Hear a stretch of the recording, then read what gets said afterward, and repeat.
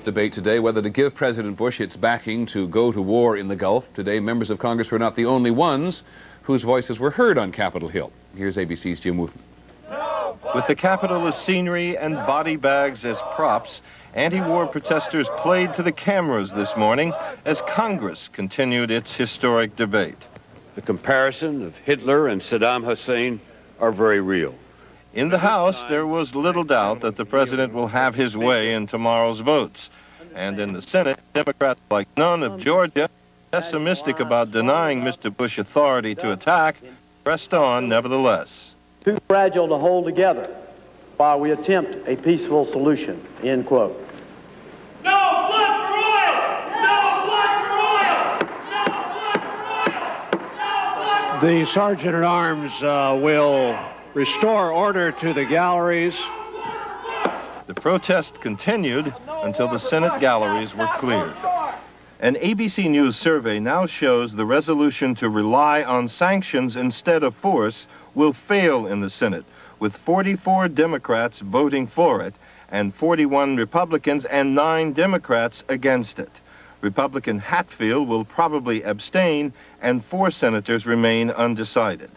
Late today, the Republican leader Dole was expected to introduce a carbon copy of the House resolution that abandons sanctions and authorizes force against Iraq. And the ABC News survey shows that would probably pass in the Senate as well as the House. So by Sunday, the president will probably have some of what he wants from Congress. Not a formal declaration of war, but a narrow authorization to commit American troops to combat in the Persian Gulf. He planned to do so anyway, with or without congressional permission, but this will tidy things up. Jim Wooten, ABC News, Capitol Hill. That protest on Capitol Hill today was small, but not by any means the only one. A growing number of Americans are openly challenging the administration's policy for the Gulf. As ABC's John McKenzie reports, the debate occasionally has become heated. At Pierce College near Los Angeles, a peace march turns into a punching match when a group supporting the war takes on those who don't. Undeterred, anti-war activists say this movement is just gathering steam. We are going to fill the streets of this country with hundreds of thousands of people in protest if you go to war, Mr. Today, they protested at Purdue University in Indiana and occupied a congressman's office in Irvine, California. We haven't tried everything, and we should do that before we declare war. It's not only individuals, but institutions. Several major trade unions, in an open letter to President Bush, urged him to give the sanctions time to work.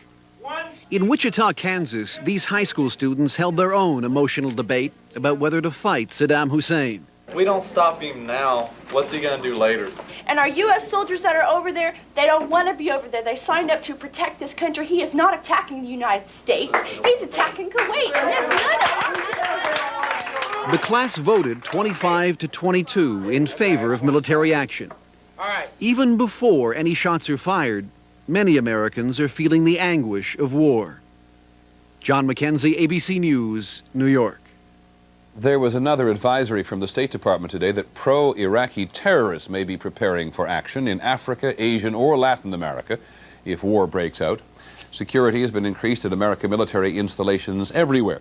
And Israel has been added to the State Department's list of the countries which travelers are being advised to avoid unless they have a compelling reason to be there.